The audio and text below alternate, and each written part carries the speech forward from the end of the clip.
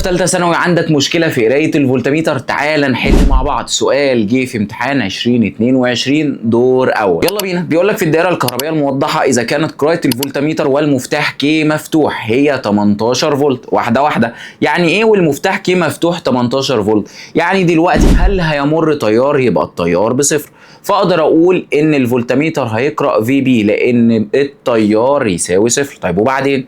وعند غلقه كانت قراءه الفولتميتر 15 فولت. طب انا قفلت المفتاح، الراجل ده دلوقتي قاري 15 فولت، طبيعي بقى عندي اي في ار الهبوط في الجهد، فمعنى كده ان القيمه قلت. جميل. بعد كده بيقول لك احسب لي الار. طيب الاي في الار اللي هو الهبوط في الجهد قد ايه؟ انا كنت 18 بقيت 15، يبقى انا حصل لي هبوط قد ايه؟ 3. يبقى اقدر اقول ان الاي في الار الداخليه بيساوي 3 فولت. طيب احنا عايزين نحسب الار الصغير، تعال ندور على التيار. مش ال 15 فولت دي تكون بين نقطتين؟ طيب ما هي تكون نفس النقطتين دي بالظبط كده. انت اي نقطتين بيقفلوا على الفولتميتر المفروض يدوا نفس القرايه.